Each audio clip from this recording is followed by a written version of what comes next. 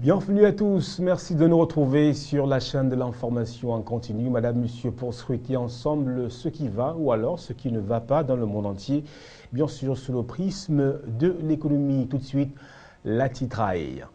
Création d'emplois, 350 000 emplois vont être créés au Cameroun. La promesse était du chef de l'État Paul Biya le 31 décembre 2014 au Camerounais. Paul Biya a instruit son gouvernement qui est sur le terrain. Il s'agit pour le ministre de l'Emploi, Zachary Pérévé, de courtiser les entreprises à fort potentiel d'emploi afin que la promesse du chef de l'État camerounais soit tenue. Promotion des métiers agro-pastoraux auprès des jeunes, ça bouge entre les lignes et pour cause, les parlementaires s'y mettent. Près d'une centaine de députés camerounais amenés par le président de l'Assemblée nationale, Kavaye Djibril, ont participé le 2 avril 2015 au lancement de la deuxième édition de la caravane de promotion et de valorisation des métiers agro-pastoraux. C'était à Edéa, dans la région du littoral camerounais. À l'étranger, technologie de pointe ou alors haute technologie, à chacun de voir. Toujours est-il que nous allons zoomer sur une voiture qui n'est pas comme les autres. Celle-là, développée par Valeo, a la capacité de se garer toute seule et est équipée de nombreux capteurs. De quoi attirer l'attention, susciter l'intérêt et surtout nourrir les convoitises des férus de l'automobile. Voilà pour la titraille de la Minute de l'économie. Bienvenue à tous.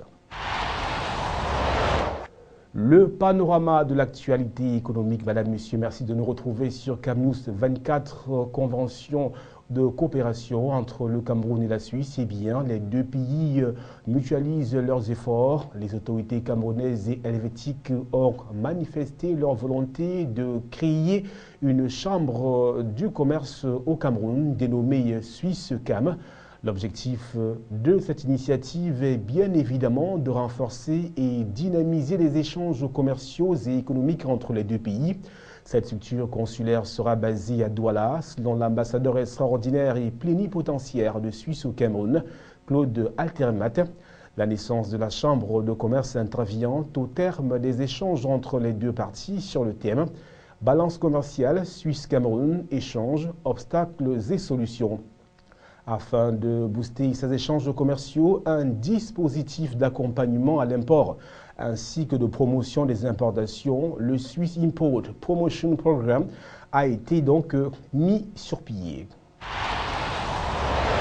Nous vous le disions en titre, le chef de l'État camerounais veut tenir sa promesse faite aux Camerounais. C'était le 31 décembre 2014, celle de créer 350 000 nouveaux emplois en 2015 au Cameroun. Sur le terrain, le ministre de l'Emploi, Zachary Pérévé, courtise les entreprises à l'effet de tenir la promesse du chef de l'État pour ainsi pallier le problème du chômage qui sévit depuis plusieurs années au Cameroun. En vue d'atteindre cet objectif, Zachary Pérévé a entamé le 3 avril 2015 un plaidoyer auprès des entreprises à fort potentiel d'emploi afin que ces dernières aident le gouvernement à atteindre l'objectif fixé par le chef de l'État, Paul Barthélémy Biya Bimvondo. Par ailleurs, la délégation ministérielle a rappelé aux responsables des entreprises visitées la nécessité de transmettre à la tutelle qu'est le ministère de l'Emploi les données périodiques sur la création des emplois au sein de leur structure. Ces responsables d'entreprise ont également été instruits de ne pas dépasser le pourcentage de 5% autorisé pour l'utilisation de la main-d'œuvre étrangère dans les entreprises. Parlons à présent de toute autre chose, mais restons toujours dans le carillon économique pour parler de la promotion des métiers agro-pastoraux auprès des jeunes Camerounais. Les parlementaires s'y mettent pour que l'initiative puisse bien aboutir. Une centaine de députés camerounais avec à leur tête le président de l'Assemblée nationale, Kavaye Djibril, a assisté le 2 avril dernier à Edéa, dans la région du littoral, au lancement de la deuxième édition de la caravane de promotion et de valorisation des métiers agro-pastoraux, à l'initiative du réseau des parlementaires Espérance Jeunesse, que coordonne le député d'UNCAM Gaston Comba. Les jeunes des départements de la région du littoral rassemblés à Edea ont été édifiés sur les différents projets gouvernementaux visant à accompagner la jeunesse camerounaise dans l'auto-emploi, principalement dans le monde agro-pastoral. Présente à cette caravane, la ministre déléguée auprès du ministre de l'Agriculture, Clémentine Ananga Messina, a loué le dynamisme des jeunes d'Edea et de l'ensemble du département de la Sanaga-Maritime pour leur contribution au développement de la culture du palmier à huile au Cameroun et leur a suggéré ainsi qu'à tous leurs congénères de la région du littoral de tenter l'expérience de la culture du manioc dont la filière recèle actuellement beaucoup d'opportunités dans le pays. Salon international de l'industrie agroalimentaire, eh bien, le Cameroun va abriter l'événement. Ce sera donc à Yaoundé du 21 au 27 avril prochain. Il s'agit bien évidemment à travers cette initiative organisée sous le parrainage du ministère de l'Industrie de promouvoir davantage l'industrie agroalimentaire camerounais. Au programme de cette nouvelle grande messe de l'agroalimentaire du Cameroun, une foire exposition, des conférences, des rencontres B2B, un atelier sur l'emballage et les normes et un concours du meilleur projet de transformation dans l'agroalimentaire sont attendus à ce rendez-vous. Les équipementiers du secteur de l'agroalimentaire, les industries de transformation, les institutions financières, les acteurs du secteur de l'énergie, les producteurs agricoles, les entreprises commerciales, les étudiants des universités et des grandes écoles privées et publiques.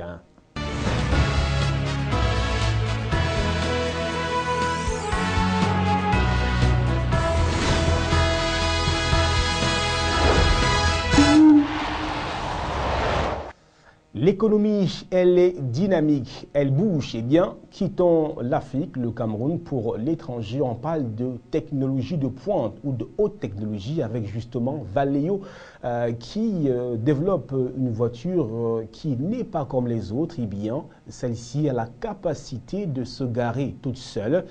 À travers une clé ou un smartphone, on peut déclencher justement le mécanisme.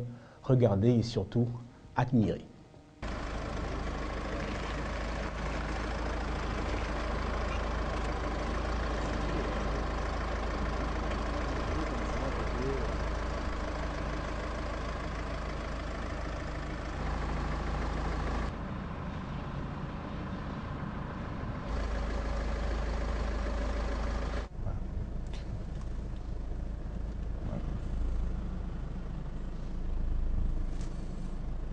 Le concept n'est pas entièrement nouveau, il découle des manœuvres de parking semi-automatiques. Valeo a déjà équipé plus de 5 millions de véhicules avec ces systèmes de manœuvres semi-automatiques. Donc il y a plus de 10 ans d'expérience en manœuvres semi-automatiques avant de proposer des manœuvres complètement automatiques. Ça fait le stationnement en épi comme ici, en créneau, avec ou sans voiture, oui, dans la majorité des cas, bien sûr. L'étape d'après pour Valeo, c'est ce qu'on appelle les manœuvres à basse vitesse en ville, directement extrapoler des manœuvres de parking, par exemple dans les embouteillages parisiens sur le périphérique, en moins de 30 km/h. Plutôt que de conduire son véhicule, eh bien vous appuyez sur un bouton automatique et le véhicule gère pour vous l'embouteillage. Quelle merveille! Allez, on parle à présent de vapotage avec l'interdiction de faire la publicité sur la cigarette électronique. Eh bien, comme à chaque décision d'interdiction, il y a toujours des réactions. Pour ceux qui ne comprennent pas très bien cette décision, leur argument est que justement cette décision met sur le même niveau la cigarette électronique et la vraie cigarette.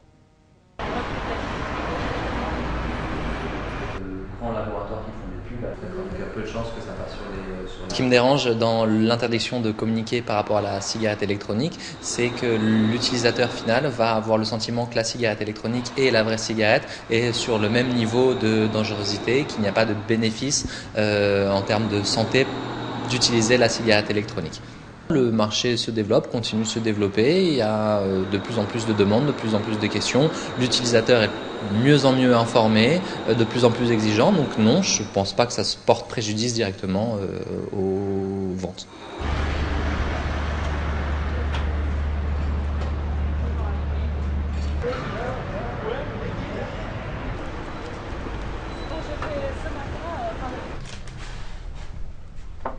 qui me gêne, c'est que ça se situe dans un contexte où on a probablement quelque chose qui nous permet de lutter contre le tabagisme. Enfin, moi, c'est comme ça que je le vois, en tout cas. Et on a l'impression qu'on veut essayer d'aller contre ça. Voilà, c'est ça qui me gêne. Il y a quelque temps, on voulait nous interdire. Maintenant, on est au même rang que la cigarette. Donc, pour moi, c'est un bon point. Il reste quand même beaucoup de gens à conquérir. Il reste toujours plus de fumeurs que de vapoteurs. Donc, nous, notre travail, effectivement, c'est de la communication qui va être différente, quoi, hein, pour toucher le reste de ces gens-là. C'est évident. Petit ou moyen reportage pour sortir de ce programme économique, direction la Bolivie, cette nation autrefois la plus pauvre d'Amérique latine aujourd'hui va mieux. Le pays surfe sur une croissance moyenne au-dessus de 5% depuis 8 ans déjà. Une performance à mettre à l'actif du président, bien évidemment, Evo Morales. Des touristes à El Alto, une scène totalement inhabituelle dans cette banlieue de La Paz, la banlieue des pauvres et des indigènes. Si ces visiteurs sont montés jusqu'à 4000 mètres d'altitude, c'est pour assister à ce phénomène. L'apparition de nouveaux édifices de luxe multicolores qu'on appelle ici des cholets, un jeu de mots entre chalet et cholo, cholo désignant de façon péjorative les Boliviens d'origine indigène. De ce qu'on entend en bas à La Paz, on entend que c'est plus ou moins riche en haut, puis on monte en haut, puis on voit les grands signes de richesse, malgré toute la jungle, puis voir les gens qui mendient. On voit des beaux bâtiments comme ça, c'est un peu frappant. Là. Construite par les migrants indigènes et paysans des hauts plateaux andins, El Alto bénéficie de la bonne santé économique actuelle de la Bolivie, dont le PIB par habitant a triplé en 8 ans. Un contexte propice aux nouvelles initiatives, comme celle de Wilfredo. Pour l'instant, nous avons en moyenne un groupe par mois. C'est très peu, mais nous avons réussi à faire naître un intérêt chez les touristes. Nous proposons un circuit intégral. On parle de la cosmovision andine, des luttes sociales, de la religion, de l'accès à l'éducation, du rôle de la femme. Mais ce sont ces immeubles qui ont le plus de succès. C'est ça qui étonne le plus. Avec ses motifs inspirés de la culture des Indiens Aymara, la nouvelle architecture andine connaît en effet un succès fulgurant. Les immeubles à vocation commerciale et d'habitat se négocient pourtant entre 200 000 et 800 000 euros, une véritable fortune dans l'un des pays les plus pauvres d'Amérique du Sud. Comptant plus de 60 édifices à son actif, Freddy Mamani est le principal architecte de ce renouveau. Ses clients, de riches indigènes, revendiquant leurs racines. Économiquement, El Alto va beaucoup mieux depuis l'arrivée de notre président Evo Morales. Bien sûr, il y a toujours eu des Indiens et des races riches, mais ils avaient plutôt tendance à se cacher. Aujourd'hui, nous n'avons plus peur de montrer ce que nous possédons, ce que nous aimons et ce que nous voulons faire. Au pouvoir depuis 2006, Evo Morales a placé les secteurs traditionnellement marginalisés au cœur de sa politique économique et sociale. Le président indigène a ainsi facilité l'émergence d'une nouvelle bourgeoisie issue de la population aymara. Une nouvelle bourgeoisie qui déjà modifie le paysage urbain et change le visage du pays. Voilà donc, madame, monsieur, c'est la fin de ce programme. Mais avant de prendre congé de vous, le chiffre du jour, il est de 350 000 et il représente ou symbolise le nombre d'emplois créés au Cameroun en cette année 2015. Il s'agit d'une promesse du chef de l'État. Et bien évidemment, comme on dit chez nous, chose promise, chose due. Le rappel des principales articulations, promesses tenues, promesses faites et donc promesses qui sera tenue par le chef de l'État, soit la création de 350 000 nouveaux emplois en cette année 2015. Eh bien, Paul Biya a instruit son gouvernement. Le ministre de l'Emploi, Zachary Pérévé, est descendu sur le terrain pour courtiser les entreprises à fort potentiel d'emploi afin que la promesse du chef de l'État soit faite en cette année 2015. Promotion des métiers agro-pastoraux, ça bouge entre les lignes et pour cause, les parlementaires s'y mettent. Près d'une centaine de députés chapeautés par le président de l'Assemblée nationale ont assisté le 2 avril dernier à Edéa, dans la région du littoral, au lancement de la 2e édition de la caravane de promotion et de valorisation des métiers agro-pastoraux, justement pour permettre aux jeunes de se frayer un chemin. À l'étranger, haute technologie, Valeo développe une voiture spéciale, une voiture qui a la capacité de se garer toute seule, une voiture équipée de capteurs, une initiative qui suscite l'intérêt, qui attire les convoitises justement des férus de l'automobile. Merci à vous qui avez regardé ce programme. Merci à Gustave Canada, merci à Cyril Dormo, merci surtout à Yves Anselme Tadioufo, à Romy Zaf. Merci à tous ceux qui, de près ou de loin, ont participé justement à la réalisation de votre programme baptisé La Minute de l'économie. Au revoir.